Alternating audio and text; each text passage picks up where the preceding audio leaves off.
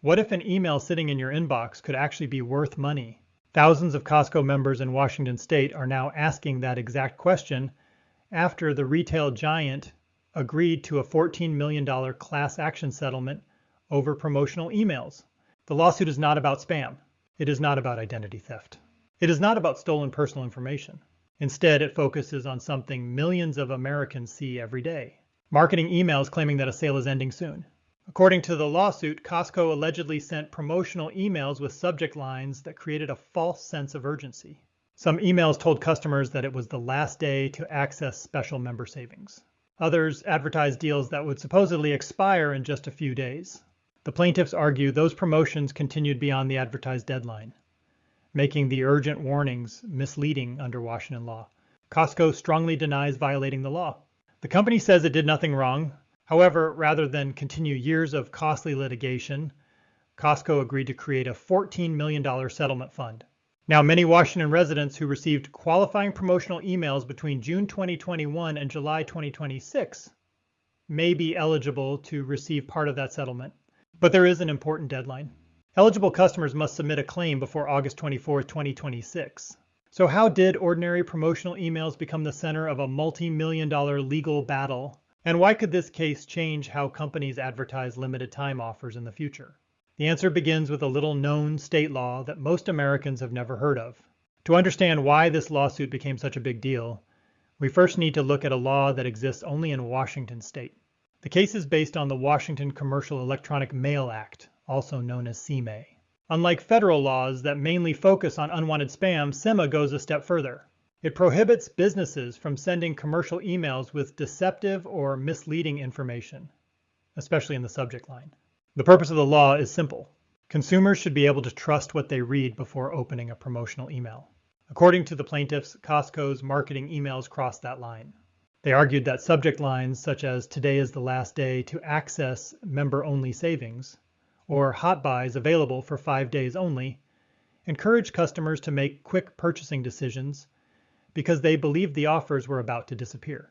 However, the lawsuit claims many of those promotions continued after the advertised deadline or were replaced by nearly identical offers.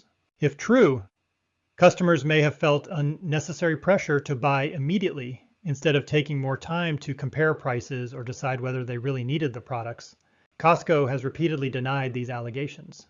The company maintains that its promotional practices complied with the law and that agreeing to the settlement does not mean it admitted any wrongdoing. This is actually very common in class action lawsuits.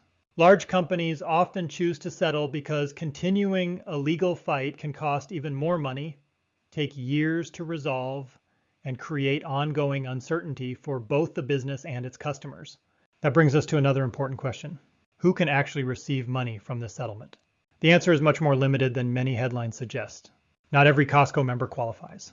Only certain Washington residents who received the promotional emails during the specified time period are included in the settlement class. And even if someone qualifies, the amount they receive will depend on what happens after the filing deadline. This is where many headlines can be misleading. Some reports mention that consumers can recover up to $500 for each qualifying email. That number comes from the maximum amount allowed under Washington law. It does not mean every person will receive hundreds or even thousands of dollars. Instead, Costco has agreed to create a settlement fund worth $14 million. Before any money is distributed, the court must first approve deductions for attorney's fees, litigation expenses, administrative costs, and service awards for the class representatives who brought the lawsuit. The remaining balance will then be divided among everyone who submits a valid claim. Because no one knows exactly how many eligible people will file claims, the final payment for each person cannot be calculated yet. If only a small percentage of eligible customers participate, each payment could be larger. If a very large number of people submit valid claims, each payment will be smaller because the same settlement fund must be shared among more recipients. There is another important rule that many people may not realize. Even if someone received dozens of qualifying promotional emails over several years, they may submit only one claim under the settlement. The number of emails does not increase the number of claims a person can file.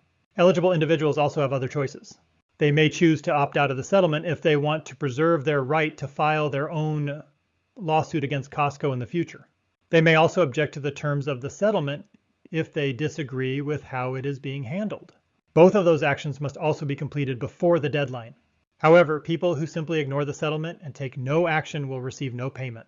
In addition, they will generally give up the right to bring future legal claims against Costco over the same allegations covered by this case. The final decision now rests with the court. If the settlement receives final approval, eligible customers who filed valid claims will eventually receive their share of the remaining settlement fund. But beyond the money, this case may have a much bigger impact on the way retailers across America advertise limited time sales in the future. Whether the final payout is large or small, this case sends a message that reaches far beyond one retailer.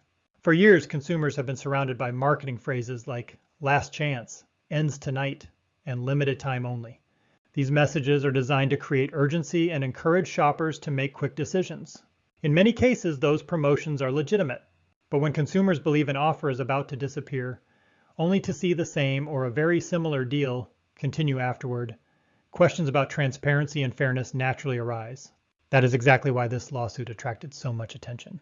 The case is not simply about promotional emails.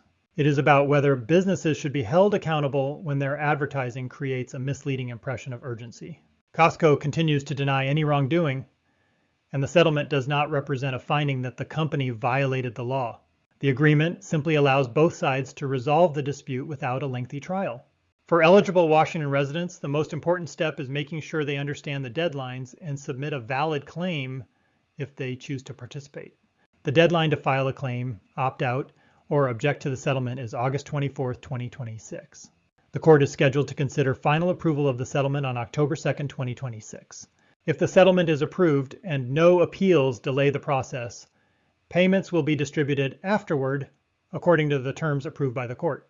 This lawsuit may also encourage other companies to review how they advertise limited time offers and promotional events. Businesses rely on customer trust, and even small details in marketing messages can become the focus of major legal challenges. As online shopping continues to grow, cases like this could influence how retailers communicate with millions of customers across the United States. What do you think? Should companies face legal consequences if limited time promotions continue after the advertised deadline, or is this simply a normal part of modern marketing? Share your thoughts in the comments below. If you found this report helpful, be sure to like the video, subscribe to the channel, and turn on notifications so you never miss important consumer news and legal updates that could affect you or your wallet.